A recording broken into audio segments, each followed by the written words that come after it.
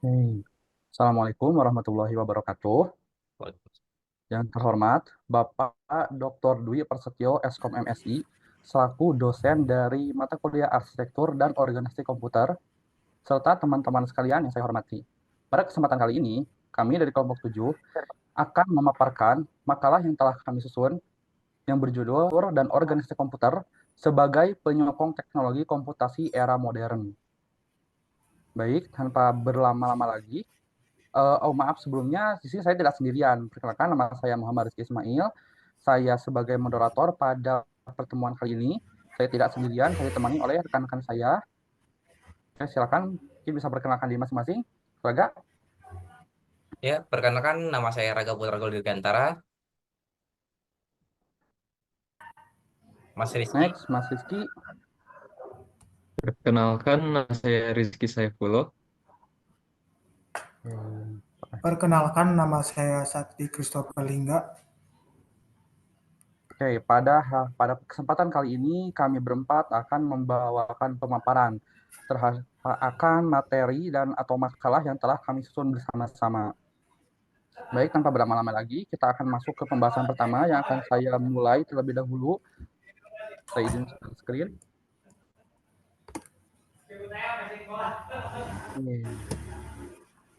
Hmm. Apa sudah terlihat? Siap, aman. Sudah. Aman-aman. Oke. Baik. Arsitektur dan organisasi komputer sebagai penyokong teknologi komputasi era modern. Sebagai pendahuluan, sebelum masuk ke materi terlebih dahulu gitu ya. Pada abad ke-21 tentunya, komputer adalah rekan yang tidak terpisahkan dalam membantu tugas manusia di setiap aspek kehidupan itu. Dari mulai kegiatan ekonomi, pendidikan, lingkungan, hingga kesehatan, selalu melibatkan komputer di dalamnya. Bahkan, beberapa profesi akan selalu menatap layar komputer selama berjam-jam. Pemahaman akan cara komputer bekerja tentunya akan menjadi suatu nilai dan keuntungan yang dapat dimanfaatkan. Pengetahuan mengenai arsitektur dan organisasi komputer adalah dasar untuk memahami cara komputer bekerja. Profesi programmer misalnya, atau software engineer, memungkinkan mereka mengembangkan software dengan lebih mudah, murah, cepat, dan efisien karena ia dapat membuat keputusan berdasarkan pengetahuannya atas arsitektur komputer, tidak hanya berasumsi dan mengira-ngira saja, seperti memahami CPU dari komputer yang dimiliki oleh target dari pengguna aplikasinya, sehingga ia bisa memutuskan tingkat kompleksitas dari aplikasi yang akan dibuatnya. Ia harus memahami bagaimana instruksi dan operasi berinteraksi satu sama lain agar software yang ia kembangkan bisa lebih baik. Nah, makalah yang kami paparkan pada kali ini akan membahas fundamental dari arsitektur komputer dengan fokus pada komponen utama yang membentuk sistem komputer serta bagaimana mereka bekerja di dalam menjalankan berbagai operasi itu. Nah, ini dia anggota kelompok kami. Oke, yang pertama adalah abstraksi. Mungkin sebagai preambul gitu ya dari makalah kami. Teknologi komputasi modern ya telah mengalami perkembangan pesat dibandingkan dengan era awal komputer. Dari sekadar alat hitung sederhana, komputer kini mampu melakukan berbagai tugas kompleks seperti pengolahan data, menyimpan informasi, hingga eksekusi instruksi logika. Kemajuan ini tidak lepas dari peran komponen penyusun komputer itu sendiri yang membentuk struktur utama komputer. CPU atau Central Processing Unit adalah pusat pemrosesan data, memori sebagai tempat penyimpanan data, perangkat input-output mendukung interaksi antar pengguna dan sistem. Selain itu, sistem operasi berperan sebagai media yang mengatur komunikasi antara perangkat keras dan perangkat lunak. Nah, ini dia 4 komponen utama komputer yang secara khusus ada di dalam fisik dari komputer itu, gitu ya. Dia tidak semua dalam fisik, hanya saja dia adalah sebuah komponen fisik yang ada di dalam komputer yang menyokong seluruh fungsi komputer modern di zaman sekarang. Ada CPU, ada memori, penyimpanan data begitu, ada bus dan sistem interkoneksi, serta ada unit masukan dan keluaran atau input-output devices. Nah, yang pertama ada CPU. CPU atau Central Processing Unit atau dikenal pula sebagai prosesor, orang-orang lebih sering menyebutnya begitu, atau mikroprosesor, ia adalah komponen inti paling penting dalam sistem komputasi digital. Di dalam CPU terdapat ratusan transistor berukuran mikroskopik yang merupakan saklar atau tombol on-off yang mengatur arus listrik ke dalam sirkuit interintegrasi. Ia dapat ditemukan dalam sebuah komputer motherboard. Itu. CPU ini seringkali itu disebut sebagai otak atau jantung dari sebuah perangkat komputer. Ia bertanggung jawab dalam menjalankan semua tugas pada sebuah sistem digital. Lalu apa saja fungsi dari CPU itu sendiri? Secara sederhana, CPU bertindak sebagai otak dari suatu perangkat. Ia mengambil inputan dari perangkat lain atau suatu program, kemudian ia memproses instruksi yang dibawa oleh inputan menjadi sebuah hasil yang bisa berupa informasi atau menjalankan tugas yang diperintahkan. Proses ini menggunakan set instruksi yang dikategorikan menjadi 3 tahap. Ada tahap fetch, ada tahap decode, serta ada tahap execute. Nah, berikut ini ada sebagai diagram atau gambaran seperti apa sih tiga stage, 3 tahapan bagaimana satu CPU itu bisa memproses data sehingga terdapatlah sebuah output. CPU mengambil atau melakukan fetch perintah dari memori untuk mengetahui bagaimana input ditangani. Secara khusus, CPU akan memperhatikan alamat memori dari perintah yang diberikan. Hasil fetch kemudian diterjemahkan menjadi sebuah bahasa yang hanya dimengerti oleh CPU itu sendiri, yakni kode bilangan biner. Di bagian ini, komunikasi CPU dan RAM terus terjadi. Terakhir, perintah pun dikembalikan dalam bentuk return pada user atau kepada perangkat lain yang diperintahkan di awal, seperti perintah cetak, tampilkan gambar di layar, atau memutar lagu. Seperti itu. Nah, lalu apa saja komponen utama pada CPU? CPU secara dasar itu ada 3 komponen utama. Itu adalah apa yang sekiranya memungkinkan CPU dapat melakukan semua tugas tersebut yang tadi saya jelaskan. Yang pertama ada CPU atau control unit. Bagian ini meregulasi alur dari proses input dan output. Inilah bagian yang melakukan fetch dari memori tadi. Tadi ada fetch, lalu ada decode dan ada execute gitu kan. Nah, yang melakukan fetch itu adalah bagian CO ini atau control unit. Lalu yang kedua ada ALU atau arithmetic logic unit. Pada bagian ini, seluruh pemrosesan terjadi mulai dari kalkulasi matematika, penjumlahan, pengurangan, perkalian, pembagian, berlangsung.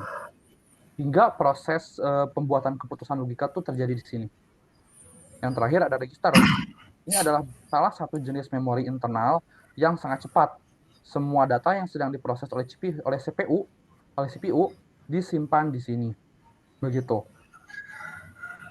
Selain CPU, ada juga satu prosesor yang mungkin sekarang sangat tren gitu ya di zaman sekarang, yakni adalah GPU. Itu memang bukanlah sentral dari komputer, maksud saya komputer tetap menggunakan CPU, tetapi GPU ini akan jadi sebuah pelengkap yang memberikan keuntungan besar begitu bagi komputer.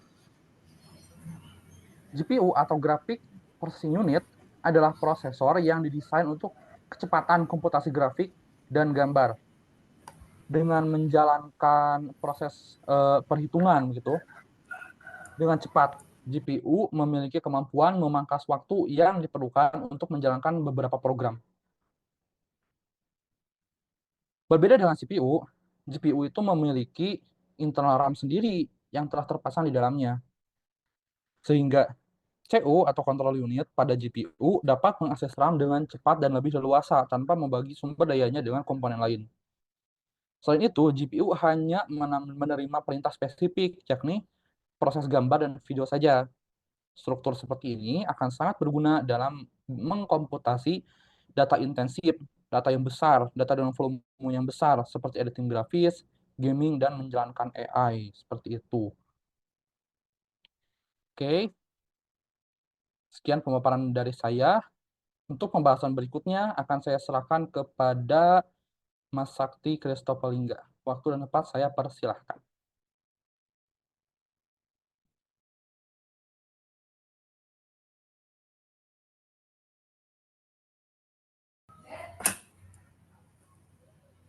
Baik, pada kesempatan kali ini saya akan menjelaskan apa itu memori dan bagaimana cara kerja sistem bus. Secara umum, memori secara sehari-hari, memori adalah ingatan. Sedangkan menurut Kamus Besar Bahasa Indonesia, memori dapat diartikan sebagai ingatan masa lampau yang dapat memberikan keterangan. Sedangkan menurut Wikipedia, memori adalah sesuatu hal yang berhubungan dengan pengambilan informasi. Dan pada kali ini, menurut arsitektur komputer, memori adalah perangkat elektronik yang digunakan untuk menyimpan data atau program pada sebuah basis permanen maupun sementara bagi komputer. Ia juga merupakan fungsi dasar dari komputer. Tanpanya komputer tidak bisa bekerja, sehingga memori juga digunakan oleh hardware, sistem operasi, dan software. Pada dasarnya memori terbagi menjadi dua, yakni memori primer dan memori sekunder.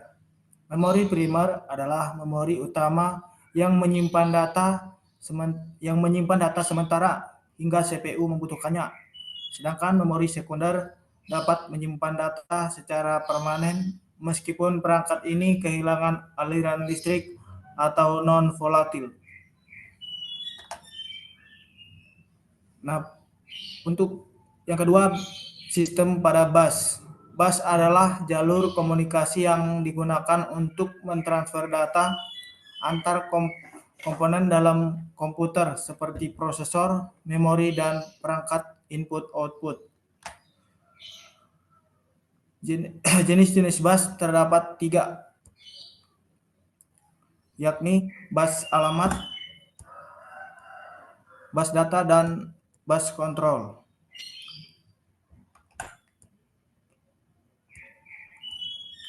Nah, pada gambar berikut merupakan sistem yang terjadi pada sistem bus suatu komputer atau operasi komputer, di mana terdapat data bus, address bus, dan control bus.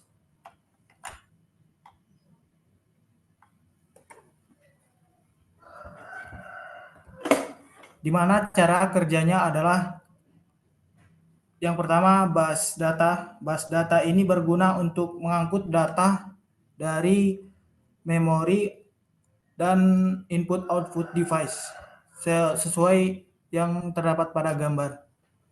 Ada dua tanda panah di sini. Nah, untuk address bus sendiri digunakan untuk mengidentifikasi alamat fisik ketika CPU membutuhkan pembacaan atau penulisan data pada sebuah memori. Ia mengidentifikasi memori mana yang digunakan dengan address bus. Bisa dilihat di sini, hubungan antara address bus adalah antara CPU dan juga input dan output device dan terhubung kembali ke memori. Dan yang terakhir adalah control bus. Control bus adalah jalur yang membawa sinyal untuk mengatur dan mengordinasi komponen komputer. Ia membawa instruksi yang diterima dari mesin inputan menuju CPU maupun CPU menuju input dan output device dari CPU menuju input dan output device sesuai yang terdapat pada gambar.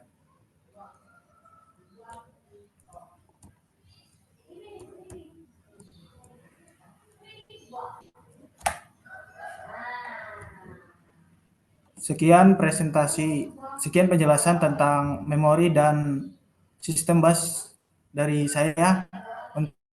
Untuk selanjutnya saya kembalikan kepada moderator. Terima kasih. Oke, terima kasih kepada Mas Sakti Kristopolingga.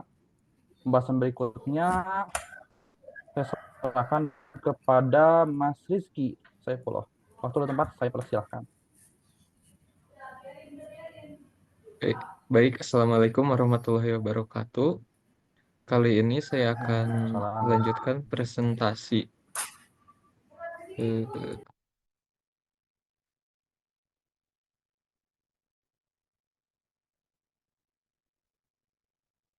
Maaf.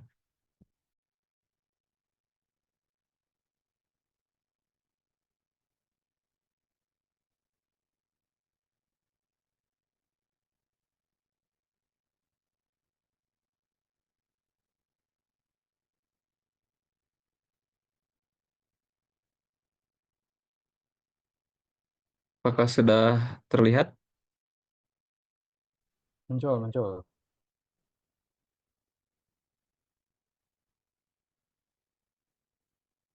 Nah, pada kali ini saya akan menjelaskan unit masukan dan keluaran atau input-output device. Unit masukan dan keluaran atau input-output device adalah perangkat yang digunakan untuk berinteraksi dengan komputer. Kemudian, input dan output device eh, terdapat beberapa komponen. Dari komponen input yaitu ada keyboard, kemudian scanner, joystick, mouse, light fan, webcam, dan mikrofon. Untuk menghubungkan input device yaitu menggunakan sebuah port port yang terdapat di dalam CPU atau motherboard pada komponen komputer. Kemudian untuk output device yaitu terdapat monitor, printer, speaker, proyektor, plotter, dan headphone. Monitor itu berfungsi untuk menampilkan layar pada sebuah komputer. Kemudian printer berfungsi untuk mencetak sebuah foto atau sebuah dokumen. Kemudian speaker untuk menghasilkan suara, headphone untuk mendengarkan suara, proyektor untuk menampilkan gambar. Nah, kemudian setelah itu ada sistem operasi. Sistem operasi dalam arsitektur komputer adalah perangkat lunak inti yang mengelola pemrograman, yang mengelola perangkat keras dan perangkat lunak, serta menyediakan antarmuka bagi pengguna untuk menjalankan aplikasi. Sistem operasi bertanggung jawab atas manajemen proses, memori, perangkat, input atau output, file, dan keamanan sistem. Sistem sistem operasi yang umum digunakan yaitu sistem operasi Windows, kemudian Linux, dan eh, Apple atau Mac OS. Nah, pada Linux sering digunakan sebagai sistem operasi para programmer atau data security karena sistem operasi ini sangat fleksibel dan mudah di custom. Hmm. Se- Sekian pemaparan dari saya. Eh, Terima kasih atas perhatiannya. Saya kembalikan kepada moderator, Pak Rizky. Oke, terima kasih kepada Mas Rizky Saifullah atas pemaparannya. Kita menuju pembahasan terakhir yang akan disampaikan oleh Mas Laga Putra Gol Dirgantara. Waktu dan tempat saya persilakan.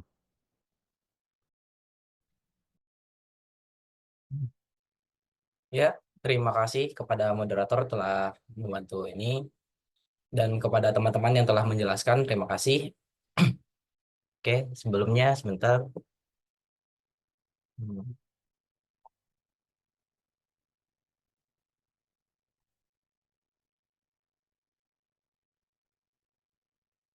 Sudah muncul ya?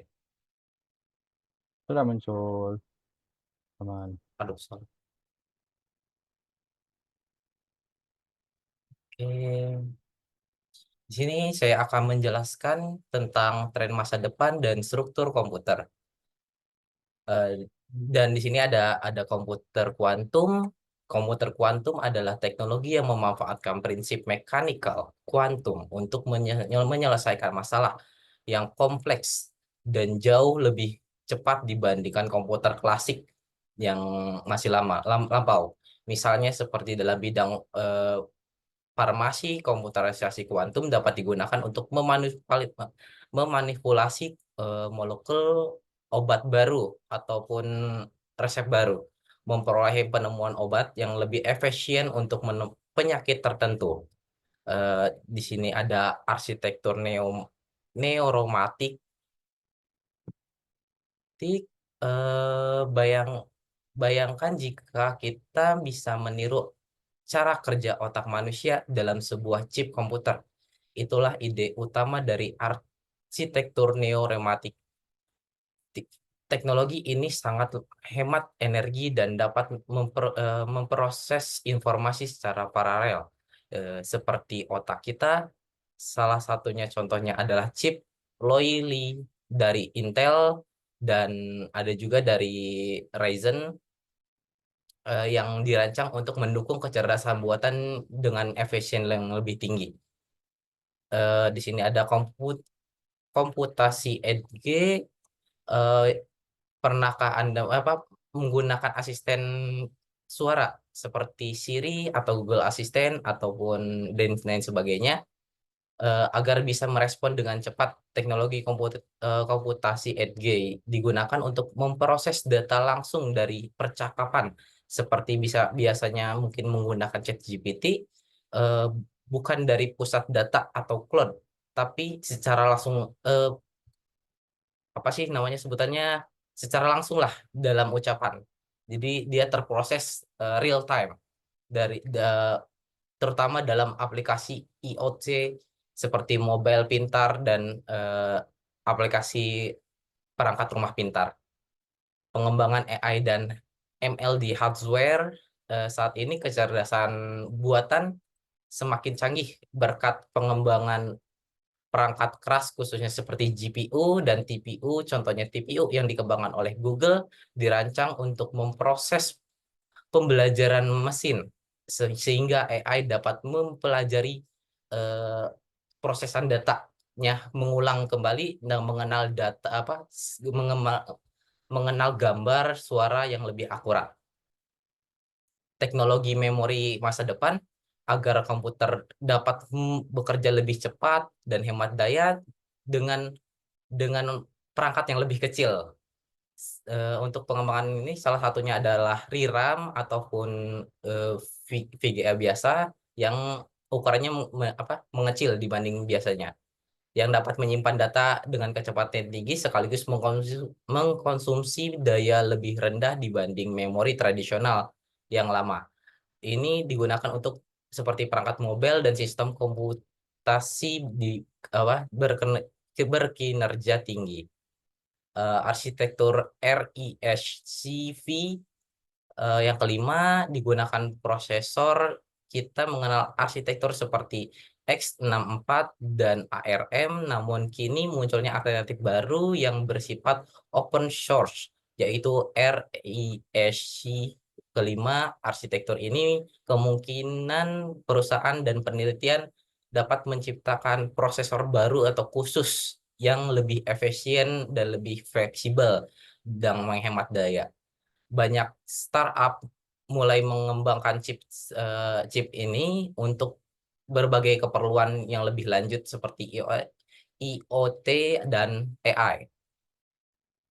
Dan yang terakhir adalah kesimpulan dari arsitektur dan organisasi komputer.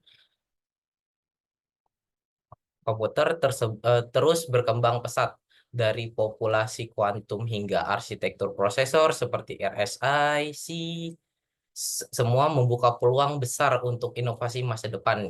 memahami dasar-dasar struktur komputer tidak hanya membantu kita menggunakan teknologi lebih baik, tetapi juga memungkinkan kita untuk mendiskontribusikan pengembangannya lebih lanjut lagi seperti AI yang sekarang ini mungkin kita pernah gunakan. Sekian dari saya, terima kasih. Saya kembalikan lagi kepada moderator. Oke, terima kasih banyak kepada Mas Raga Putra Goldirgantara atas pemaparannya. Oke, barusan itu adalah pemaparan terakhir. Kami ingin mengucapkan terima kasih banyak atas perhatian teman-teman. Semoga pemaparannya bisa dipahami. Apabila ada yang eh, tidak dimengerti, bisa langsung tanyakan di kolom komentar. Kurang lebihnya mohon maaf. Sekian dari kami. Wassalamualaikum warahmatullahi wabarakatuh.